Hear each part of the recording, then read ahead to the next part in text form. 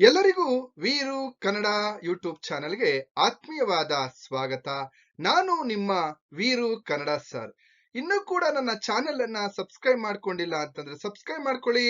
ಹಾಗೆ ನಿಮ್ ಸ್ನೇಹಿತರಿಗೂ ಕೂಡ ನನ್ನ ಚಾನೆಲ್ ಬಗ್ಗೆ ಮಾಹಿತಿಯನ್ನ ನೀಡಿ ಅಂತ ಹೇಳ್ತಾ, ಹಾಗೆ ಲೈಕ್ ಮಾಡಿ, ಐಪ್ ಅನ್ನುವಂತಹ ಒಂದು ಸಿಂಬಲ್ ಬರುತ್ತೆ, ಐಪ್ ಕೂಡ ಮಾಡ್ಬೋದು. ಹಾಗೇನೆ ಥ್ಯಾಂಕ್ಸ್ ಅಂತ ಹೇಳಿ ನೀವು ಸೂಪರ್ ಚಾಟ್ ಕೂಡ ಮಾಡ್ಬೋದು ಅಂತ ಹೇಳ್ತಾ, ಹಾಗೇನೆ ಈಗ ನಾವು ನೇರವಾಗಿ 4ನೇ ಸೆಮಿಸ್ಟರ್ BCA ಮತ್ತು 4ನೇ ಸೆಮಿಸ್ಟರ್ BA ವಿದ್ಯಾರ್ಥಿಗಳಿಗಾಗಿ ಇಲ್ಲಿ ನಾಗಚಂದ್ರನ ಒಂದು ಕಾವ್ಯ ಭಾಗದ ಬಗ್ಗೆ ಚರ್ಚೆಯನ್ನ ಮಾಡ್ತಾ ಇದ್ದೀನಿ. ಇಲ್ಲಿ ಎನಗೆ ವಿದ್ಯೋಪದೇಶಂ ಗೈದ ಗುರು ಅನ್ನುವಂತಹ ಒಂದು ಕಾವ್ಯ ಭಾಗದ ಬಗ್ಗೆ ಅಂದ್ರೆ ನಾಗಚಂದ್ರ ಬರೆದಿರ್ತಕ್ಕಂತಹ, ಇಲ್ಲಿ ನಾವು ಗಮನಿಸೋದಾದ್ರೆ ರಾಮಚಂದ್ರ ಚರಿತ ಪುರಾಣಂ ಅಥವಾ ಪಂಪರಾಮಾಯಣದ ಆಯ್ದ ಭಾಗವಾಗಿರ್ತಕ್ಕಂತಹ ಇಲ್ಲಿ ಎನಗೆ ವಿದ್ಯೋಪದೇಶಂ ಗೈದ ಗುರು ಅನ್ನುವಂತಹ ಕಾವ್ಯ ಭಾಗದ ಬಗ್ಗೆ ಇವತ್ತಿನ ತರಗತಿಯಲ್ಲಿ ನಾನು ಚರ್ಚೆಯನ್ನ ಮಾಡ್ತಾ ಇದ್ದೇನೆ. ಅದಕ್ಕಿಂತ ಮುಂಚೆ ಸ್ವಲ್ಪ ಹಿನ್ನೆಲೆಯನ್ನ, ಹಾಗೇನೆ ಇಲ್ಲಿ ಈ ಒಂದು ಕಾವ್ಯ ಭಾಗದಲ್ಲಿ ಬರ್ತಕ್ಕಂತಹ ಪಾತ್ರಗಳ ಬಗ್ಗೆ ನಾನು ನಿಮ್ಗೆ ತಿಳಿಸ್ತಾ ಹೋಗ್ತೇನೆ. ನೋಡಿ, ಈ ಪದ್ಯದ ಹಿನ್ನೆಲೆ ಈ ರೀತಿ ಇದೆ. ಇಲ್ಲಿ ಆ ನಾಗಚಂದ್ರನ ರಾವಣನ ಬಗ್ಗೆ ನಾವು ಮಾತನಾಡ್ತಾ ಇರ್ತಕ್ಕಂಥದ್ದನ್ನ ನಾವು ನೆನಪೇ ಇಟ್ಕೋಬೇಕು. ಯಾಕೆಂದ್ರೆ ನಾಗಚಂದ್ರನ ರಾವಣ ಇದ್ದಾನಲ್ಲ, ಇವನು ಒಬ್ಬ ಉದತ್ತವಾದಂತಹ ಒಳ್ಳೆ ವ್ಯಕ್ತಿತ್ವವನ್ನ ಇಟ್ಕೊಂಡಿರ್ತಕ್ಕಂತಹ ರಾವಣ ಅಂತಾನೆ ನಾವಿಲ್ಲಿ ಗಮನಿಸ್ತಾ ಹೋಗ್ಬೋದು. ರಾವಣನು ವಿಜಯ ಯಾತ್ರೆಯನ್ನ ಮಾಡುತ್ತಾ, ವಿಜಯ ಯಾತ್ರೆ ಅಂತಂದ್ರೆ ಯುದ್ಧವನ್ನ ಮಾಡ್ತಾ ಬೇರೆ ಬೇರೆ ಪ್ರಾಂತ್ಯಗಳನ್ನ ಗೆದ್ದು ಬರ್ತಾ ಇರ್ತಕ್ಕಂಥದ್ದು. ಅಂದ್ರೆ ಇಡೀ ಭೂಮಂಡಲದಲ್ಲಿ ಯುದ್ಧವನ್ನ ಮಾಡಿ ಅಲ್ಲಿರ್ತಕ್ಕಂತಹ ರಾಜರನ್ನೆಲ್ಲ ಗೆದ್ದು ಬರ್ತಾ ಇರ್ತಕ್ಕಂಥದ್ದು. ಹಾಗೇನೆ ಇವನು ಹೇಗೆ ಉದತ್ತ ರಾವಣ ಅಂತ ನಾವ್ ಹೇಳ್ತೀವಿ ಅಂದ್ರೆ, ಇಲ್ಲಿ ರಾಜರುಗಳನ್ನ ಗೆದ್ದು ಅವರಿಂದ ಕಪ್ಪ ಕಾಣಿಕೆಗಳನ್ನ ಪಡ್ಕೊಂಡು ಆನಂತರ ಆ ರಾಜರಿಗೆ ಕಪ್ಪ ಕಾಣಿಕೆಗಳನ್ನ ಹಿಂದಿರುಗಿಸಿ ತನ್ನ ಅಧೀನ ರಾಜರನ್ನಾಗಿ ಅಥವಾ ತನ್ನ ಸಾಮಂತರನ್ನಾಗಿ ಮಾಡಿಕೊಂಡು ಮುಂದೆ ಬರ್ತಕ್ಕಂತಹದ್ದು. ಅಲ್ಲಿ ದುರ್ಲಿಂಗ್ಯಪುರದ ಹತ್ತಿರ ಬರ್ತಕ್ಕಂತಹ ಒಂದು ಸನ್ನಿವೇಶ. ಆನಂತರ ಅಲ್ಲಿ ನಳಕೂಬರ ಅನ್ನುವಂತಹ ಒಬ್ಬ ರಾಜ, ಆ ರಾಜನ ಹೆಂಡತಿ ಉಪರಂಬೆ.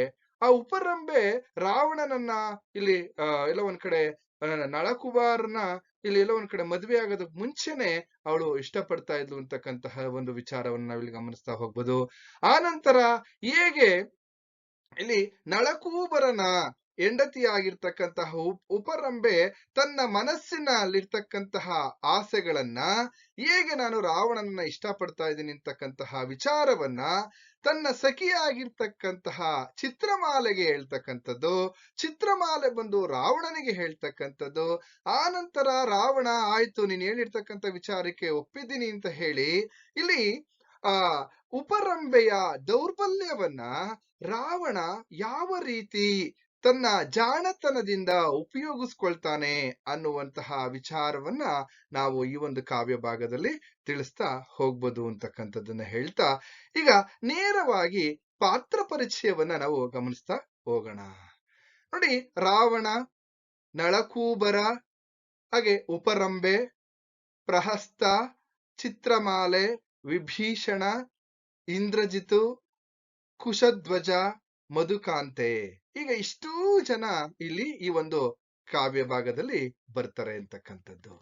ನೋಡಿ, ಕಾವ್ಯದ ವಿಚಾರಗಳನ್ನ ನೀವು ನಿಮ್ಗೆ 10 ಅಂಕದ ಪ್ರಶ್ನೆಗಳನ್ನ ಕೇಳ್ತಾರೆ ಅಂತಕ್ಕಂಥದ್ದು. ಈ ಒಂದು ಪದ್ಯದಿಂದ 10 ಅಂಕದ ಪ್ರಶ್ನೆಗಳನ್ನ ಕೇಳ್ತಾರೆ. ಕೇಳಿದಂತ ಸಂದರ್ಭದಲ್ಲಿ ಅಥವಾ ಭಾವಾರ್ಥ ಕೇಳ್ಬೋದು, 10 ಅಂಕದ ಪ್ರಶ್ನೆಗಳನ್ನ ಕೇಳ್ಬೋದು. ಹಾಗಾಗಿ ಇಲ್ಲಿ ಎಲ್ಲ ಒಂದ್ ಕಡೆ ನಾವೇನ್ ಮಾಡ್ತಾ ಇದೀವಪ್ಪ ಅಂದ್ರೆ 6 ಅಂಕದ ಭಾವಾರ್ಥವನ್ನ ಕೇಳಿದಂತ ಸಂದರ್ಭದಲ್ಲಿ ಯಾವ ರೀತಿ ಬರಿಬೇಕು, 10 ಅಂಕದ ಪ್ರಶ್ನೆಗಳನ್ನ ಕೇಳಿದಾಗ ಯಾವ ರೀತಿ ಬರಿಬೇಕು ಅಂತಕ್ಕಂಥ ನಾವು ಇವತ್ತಿನ ತರಗತಿಯಲ್ಲಿ ಚರ್ಚೆ ಮಾಡ್ತಾ ಇಲ್ಲಿ ಇಲ್ಲ ಒಂದ್ ಕಡೆ ಪ್ರಶ್ನೆ ಸಹಿತವಾದಂತಹ ಉತ್ತರಗಳನ್ನ ನಾವು ಇವತ್ತಿನ ತರಗತಿಯಲ್ಲಿ ತಿಳ್ಕೊಳ್ಳೋಣ ಅಂತ ಹೇಳ್ತಾ, ನೋಡಿ ಹೇಗ್ ಬರಿಬೇಕು ಮೊದಲನೇ ಸಾಲನ್ನ ಅಂತ ನಾವು ಗಮನಿಸಿದಾದ್ರೆ, ಈ ಕಾವ್ಯ ಭಾಗವನ್ನು ಅಥವಾ ಈ ಪದ್ಯ ಭಾಗವನ್ನು ನಾಗಚಂದ್ರ ಬರೆದಿರುವ ಪಂಪರಾಮಾಯಣ ಎಂದು ಪ್ರಸಿದ್ಧವಾಗಿರುವ ಇಲ್ಲಿ ರಾಮಚಂದ್ರ ಚರಿತ ಪುರಾಣಂನ 10ನೇ ಆಶ್ವಾಸದಿಂದ ಆರಿಸಿಕೊಳ್ಳಲಾಗಿದೆ ಅಥವಾ ಆಯ್ದುಕೊಳ್ಳಲಾಗಿದೆ ಎನ್ನುವಂತಹ ಸಾಲುಗಳನ್ನ ಬರೆದು ಆನಂತರ ನೀವು ಭಾವಾರ್ಥವನ್ನು ಪ್ರಾರಂಭ ಮಾಡಬೇಕಾಗುತ್ತೆ. ಆನಂತರ ನೀವು 10 ಅಂಕದ ಪ್ರಶ್ನೆಗಳಿಗೆ ಉತ್ತರವನ್ನ ಬರಿಬೇಕಾಗುತ್ತೆ ಅಂತಕ್ಕಂಥದ್ದು.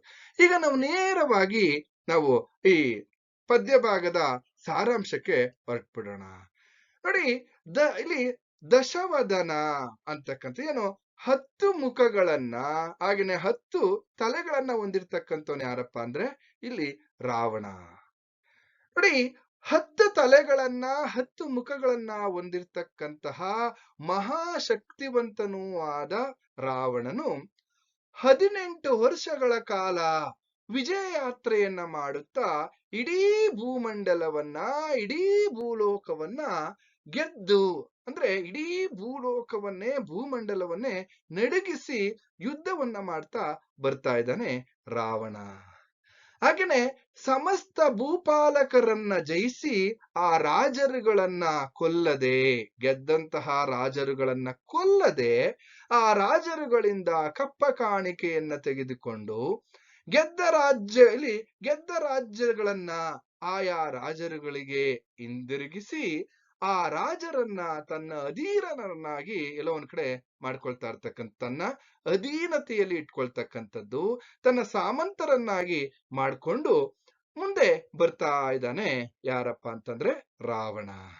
ಹಾಗೆ ಬರ್ತಾ ಇರ್ಬೇಕಾದ್ರೆ ವಾಲಿದೇವನ ಜೊತೆ ಯುದ್ಧ ಮಾಡಿದಂತಹ ಸನ್ನಿವೇಶದಲ್ಲಿ ವಾಲಿದೇವನ ಇಲ್ಲಿ ಅವನ ಸಾಮರ್ಥ್ಯವನ್ನ ನೆನಪಿಸ್ಕೊಂಡು ರಾವಣ ಈಗ ಇಲ್ಲಿ ನಳಕೂಬರ ಆಳ್ವಿಕೆ ಮಾಡ್ತಾ ಇರ್ತಕ್ಕಂತಹ ದುರ್ಲಂಘ್ಯಪುರಕ್ಕೆ ಬಂದಿದ್ದಾನೆ. ದುರ್ಲಂಘ್ಯಪುರಕ್ಕೆ ಈಗ ರಾವಣ ಬಂದಿದ್ದಾನೆ. ಈ ರಾವಣ ಬಂದಂತಹ ವಿಚಾರ ನಳಕೂಬರನಿಗೆ ಗೊತ್ತಾಗುತ್ತೆ. ನಳಕೂಬರನಿಗೆ ಗೊತ್ತಾದಂತ ಸಂದರ್ಭದಲ್ಲಿ ನಳಕೂಬರ ಏನ್ ಮಾಡ್ತಾನೆ, ಇಂದ್ರದೇವನ ಹತ್ರ ಹೋಗಿ ಹೇಳ್ತಾನೆ, ನೋಡಪ್ಪ ಈಗ ರಾವಣ ಬಂದಿದ್ದಾನೆ, ಈಗ ಏನ್ ಮಾಡೋದು ಅಂತ. ಆಗ ಇಂದ್ರದೇವ ಹೇಳ್ತಾನೆ, ನೋಡಪ್ಪ ರಾವಣ ಇಲ್ಲಿ ಎಲ್ಲ ಒಂದ್ ಕಡೆ ಬಲಭುಜದಿಂದ ಯುದ್ಧವನ್ನ ಮಾಡ್ತಾನೆ. ನೀನು ಇಲ್ಲಿ ರಾವಣನ ಜೊತೆ ನೀನ್ ಏನ್ ಮಾಡ್ಬೇಕಪ್ಪ ಅಂದ್ರೆ ಮಂತ್ರವಿದ್ಯೆಯಿಂದ ನೀನು ಯುದ್ಧವನ್ನ ಮಾಡು.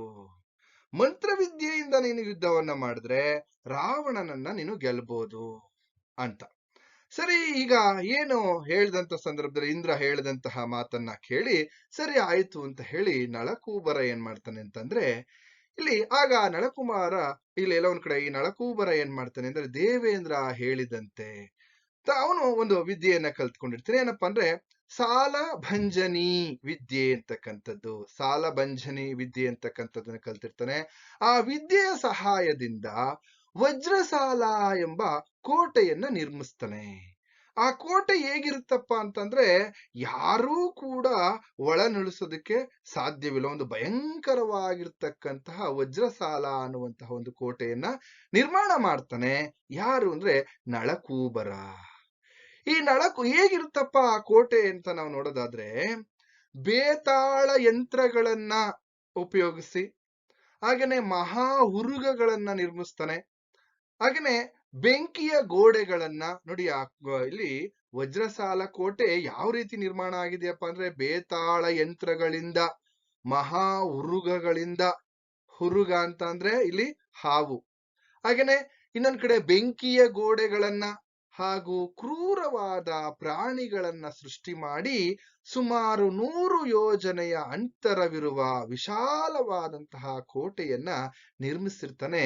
ಯಾರು ಅಂತಂದ್ರೆ ನಳಕೂಬರ. ಯಾಕೆಂತಂದ್ರೆ ಭಯಂಕರವಾಗಿರ್ತಕ್ಕಂತಹ ಒಂದು ಕೋಟೆ ಅದು. ಇಲ್ಲಿ ಒಂದ್ ಕಡೆ ಪುರವನ್ನ ಯಾರೂ ಕೂಡ ಭೇದಿಸಲಾಗದಂತೆ, ಯಾರೂ ಕೂಡ ಪ್ರವೇಶ ಮಾಡಲು ಸಾಧ್ಯವಾಗದಂತಹ ರೀತಿಯಲ್ಲಿ ವಜ್ರಸಾಲ ಎಂಬ ಕೋಟೆಯನ್ನ ನಿರ್ಮಿಸಿದನು ನಳಕುಮಾರ. ಇಲ್ಲಿ ಯಾರಪ್ಪ ಅಂತಂದ್ರೆ ನಳಕೂಬರ.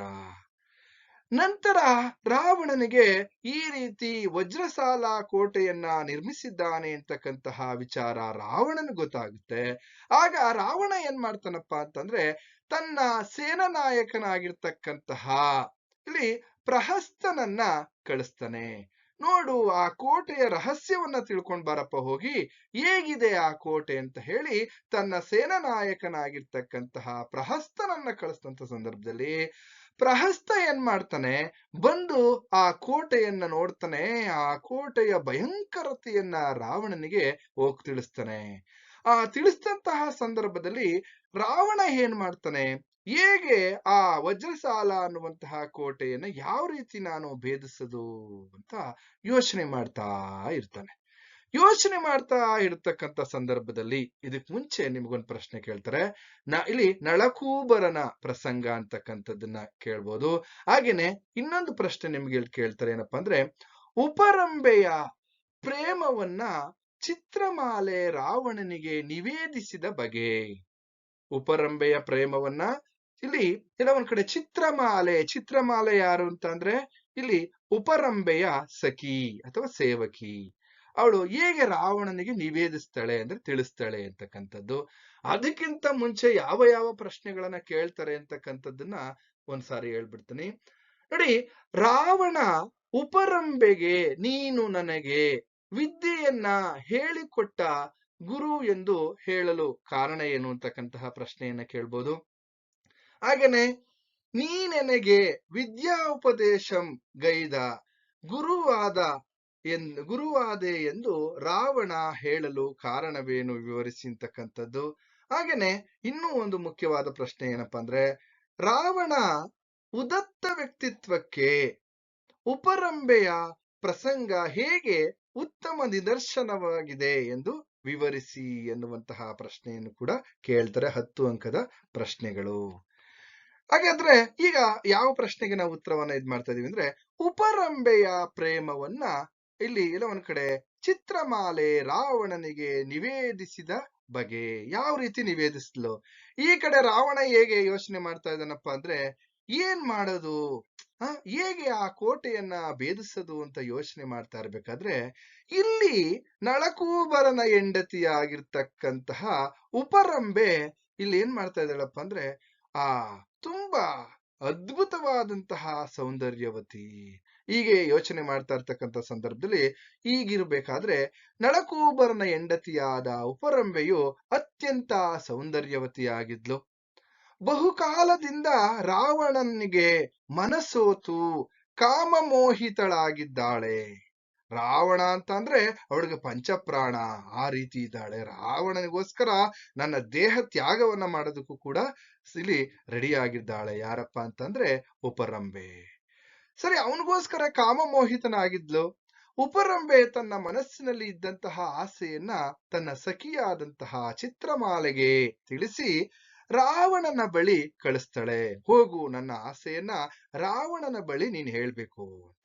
ಆಗ ಚಿತ್ರಮಾಲೆ ಏನ್ ಮಾಡ್ತಾಳೆ, ರಾವಣನ ಹತ್ರ ಬಂದು ಆಗ ಚಿತ್ರಮಾಲೆ ಯಾವ ರೀತಿ ರಾವಣನ ಬಳಿಗೆ ಬರ್ತಾಳೆ ಅಂತಂದ್ರೆ ಕತ್ತಲೆಯಲ್ಲಿ ಕಪ್ಪು ಬಟ್ಟೆಯನ್ನ ಮುಸುಕು ಹಾಕಿಕೊಂಡು ಚಿತ್ರಮಾಲೆ ಬರ್ತಕ್ಕಂಥ ಸಂದರ್ಭ.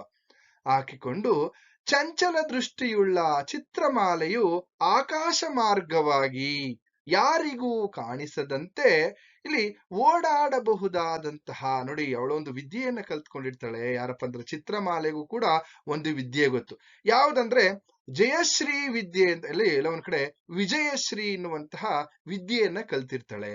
ಅಂದ್ರೆ ಅವಳು ಓಡಾಡ್ತಕ್ಕಂಥದ್ದು ಯಾರಿಗೂ ಗೊತ್ತಾಗೋದಿಲ್ಲ. ಆ ವಿದ್ಯೆಯ ಸಹಾಯದಿಂದ ಅವಳು ಏನ್ ಮಾಡ್ತಾಳೆ, ರಾವಣ ಇದ್ದಂತಹ ಒಂದು ಜಾಗಕ್ಕೆ ಬರ್ತಾಳೆ. ಯಾರು, ಚಿತ್ರಮಾಲೆ. ಯಾಕೆಂತಂದ್ರೆ ಇಲ್ಲಿ ಉಪರಂಬೆಯ ಮನಸ್ಸಿನಲ್ಲಿ ಇರ್ತಕ್ಕಂತಹ ಆಸೆಯನ್ನ ತೆಗೆದುಕೊಂಡು ಏನ್ ಮಾಡ್ತಾ ಇದ್ದಾಳೆ, ಅವಳು ಬರ್ತಾ ಇರ್ತಕ್ಕಂಥ ಒಂದು ಸನ್ನಿವೇಶ. ಸರಿ, ಇಲ್ಲಿ ಉಪರಂಬೆಯ ಸೌಂದರ್ಯ ಅಂತ ನಿಮ್ಗೆ 5 ಮಾರ್ಕ್ಸ್ ಪ್ರಶ್ನೆ ಕೇಳ್ಬೋದು. ಹೇಗಿದ್ಲು ಅವಳ ಸೌಂದರ್ಯ ಏನು ಅಂತ ನೋಡೋದಾದ್ರೆ ಹೇಗಿದ್ಲಪ್ಪ ಅಂದ್ರೆ, ನಂತರ ಇಲ್ಲಿ ಬಂದಂತಹ ಚಿತ್ರಮಾಲೆ ಏನ್ ಮಾಡ್ತಾ ಇದ್ದಾಳೆ, ತನ್ನ ರಾಣಿ ಉಪರಂಬೆಯ ಸೌಂದರ್ಯದಲ್ಲಿ ಹೇಗಿದ್ದಾಳೆ ಅಂತ ಅಂದ್ರೆ ಸ್ವರ್ಗಲೋಕದ ರೆಂಬೆಗಿಂತಲೂ ಮಿಗಿಲಾಗಿದ್ದಾಳೆ. ಸ್ವರ್ಗಲೋಕದ ರೆಂಬೆಗಿಂತಲೂ ಕೂಡ ತುಂಬಾ ಚೆನ್ನಾಗಿದ್ದಾಳೆ ಉಪರಂಬೆ ಅಂತ ಹೊಗಳುತ್ತಾ ಇದ್ದಾಳೆ. ಅಂದ್ರೆ ಹೇಳ್ತಾ ಇದ್ದಾಳೆ, ವಿವರಿಸ್ತಾ ಇದ್ದಾಳೆ ಹೇಗಿದ್ದಾಳೆ ಅಂತ. ಅನಂತರ ಅವಳ ಸೌಂದರ್ಯಕ್ಕೆ ಯಾರೂ ಸರಿಸಮನಿಲ್ಲ. ರಾವಣನ ಮುಂದೆ ಇಲ್ಲಿ ಚಿತ್ರಮಾಲೆ ಹೇಳ್ತಾ ಇರ್ತಕ್ಕಂಥದ್ದು, ಯಾರೂ ಸರಿಸಮನಿಲ್ಲ, ಅಷ್ಟರ ಮಟ್ಟಿಗಿದ್ದಾಳೆ, ಸೌಂದರ್ಯವತಿ ಅಂತಂದ್ರೆ ಅವಳೆ. ಹಾಗೇನೆ ಆಕರ್ಷಕವಾದಂತಹ ಸ್ತನಗಳನ್ನು ಹೊಂದಿರುವಂತಹ ಚೆಲುವೆಯಾದ ಉಪರಂಬೆ ನನ್ನನ್ನ ನಿಮ್ಮ ಬಳಿ ಕಳಿಸಿದ್ದಾಳೆ. ಯಾವ ವಿಚಾರವಾಗಿ ಕಳಿಸಿದ್ದಾಳೆ ಅಂತ ಅಂದ್ರೆ, ನಮ್ಮ ರಾಣಿ ಉಪರಂಬೆಯು ಹಲವು ದಿನಗಳಿಂದ ನಿಮ್ಮನ್ನ ಪ್ರೀತಿಸುತ್ತಿದ್ದಾಳೆ. ನಮ್ಮ ರಾಣಿ ಆಗಿರ್ತಕ್ಕಂಥ ಉಪರಂಬೆ ಏನ್ ಮಾಡ್ತಾ ಇದ್ದಾಳೆ, ಹಲವು ದಿನಗಳಿಂದ ನಿಮ್ಮನ್ನ ಪ್ರೀತಿಸುತ್ತಿದ್ದಾಳೆ. ಹಾಗೆ ನಿಮ್ಮ ಪ್ರೀತಿಗಾಗಿ ಯಾವಾಗ ನಿಮ್ಮನ್ನ ಸೇರುತ್ತೇನೆಯೋ ಅಂತ ಹೇಳಿ ಒಂದೇ ಸಮ ಹಂಬಲಿಸ್ತಾ ಇದ್ದಾಳೆ. ಯಾರು? ಇಲ್ಲಿ ಚಿತ್ರಮಾಲೆ ಉಪರಂಬೆಯ ಬಗ್ಗೆ ರಾವಣನ ಹತ್ತಿರ ಹೇಳ್ತಾ ಇರ್ತಕ್ಕಂಥದ್ದು. ಹಂಬಲಿಸ್ತಾ ಇದ್ದಾಳೆ ನಿಮ್ ಪ್ರೀತಿಗೋಸ್ಕರ ಅಂತ. ಆಗ ಹೇಗೆ ಅಂದ್ರೆ, ಮನ್ಮಥನ ಹೂಬಾಣಗಳ ಘಾತಕ್ಕೆ ಗುರಿಯಾಗಿ ತುಂಬಾ ಎಲ್ಲ ಒಂದ್ ಕಡೆ ಸ್ಥಿತಿಗೆಟ್ಟವಳಾಗಿದ್ದಾಳೆ ನಮ್ಮ ಒಡತಿ ಉಪರಂಬೆ ಅಂತ ಹೇಳಿ ಇಲ್ಲಿ ಏನ್ ಮಾಡ್ತಾ ಇದ್ದಾಳಪ್ಪ ಅಂದ್ರೆ, ತನ್ನ ಒಡತಿಯ ಬಗ್ಗೆ, ತನ್ನ ರಾಣಿಯ ಬಗ್ಗೆ ಇಲ್ಲಿ ಚಿತ್ರಮಾಲೆ ರಾವಣನಿಗೆ ಹೇಳ್ತಾ ಇರ್ತಕ್ಕಂತಹ ಒಂದು ಸನ್ನಿವೇಶ ಇದು. ಭಾಗ 2ರಲ್ಲಿ ಯಾವ ರೀತಿ ಉಪರಂಬೆ ರಾವಣನನ್ನ ಸೇರ್ತಾಳೆ, ಅಥವಾ ಅವಳು ಹೇಗೆ ತನ್ನ ದೌರ್ಬಲ್ಯವನ್ನೇ ಇಲ್ಲಿ ರಾವಣ ತನ್ನ ಜಾಣತನದಿಂದ ತನ್ನ ಕೆಲಸವನ್ನ ಗೆದಿತಾನೆ ಅಥವಾ ಆ ಕೋಟೆಯನ್ನ ಪ್ರವೇಶ ಮಾಡ್ತಾನೆ ಎನ್ನುವಂತ ವಿಚಾರವನ್ನ ಮುಂದಿನ ಭಾಗ 2ರಲ್ಲಿ ನಿಮ್ಗೆ ತಿಳಿಸ್ತೀನಿ ಅಂತ ಹೇಳ್ತಾ ಇಲ್ಲಿಗೆ ಈ ತರಗತಿಯನ್ನ ಮುಗಿಸ್ತಾ ಇದ್ದೀನಿ. ನಿಮ್ಗೆಲ್ರಿಗೂ ಕೂಡ ಶುಭವಾಗ್ಲಿ.